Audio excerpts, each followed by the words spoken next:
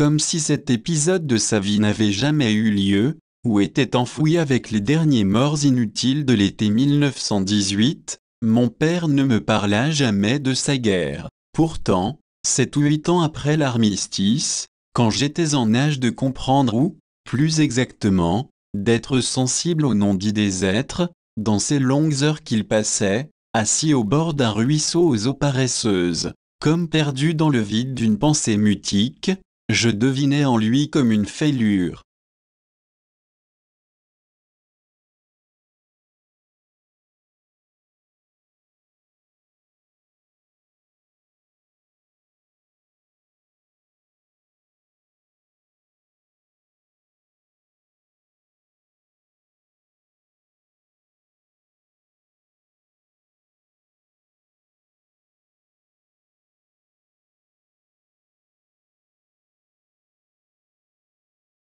Il y avait quelque chose de suicidaire dans sa démarche, dans cette volonté d'exil, la reconnaissance d'une impuissance à influer sur les événements du monde, se retirer sur son Aventin. La guerre avait fait de l'étudiant idéaliste un homme désabusé et brisé. Se retirer du monde, feindre de pouvoir l'ignorer pour être épargné de ses turpitudes. La Roche ne pouvait pas être mieux choisie, un village pauvre de 76 habitants, poussé au milieu de nulle part, se cachant dans le creux d'une partie de la Margéride, le camp de la Roche, cerné de forêts épaisses, broussailleuses, jamais entretenues, que l'on n'atteignait que par un médiocre chemin de terre tracé par les pas des hommes et des bœufs, et, l'hiver, souvent coupé du monde par d'épaisses chutes de neige qui l'isolaient durant des semaines, un village sans aucun charme, plutôt médiocre, rude, sauvage, tassé comme un troupeau de moutons apeurés,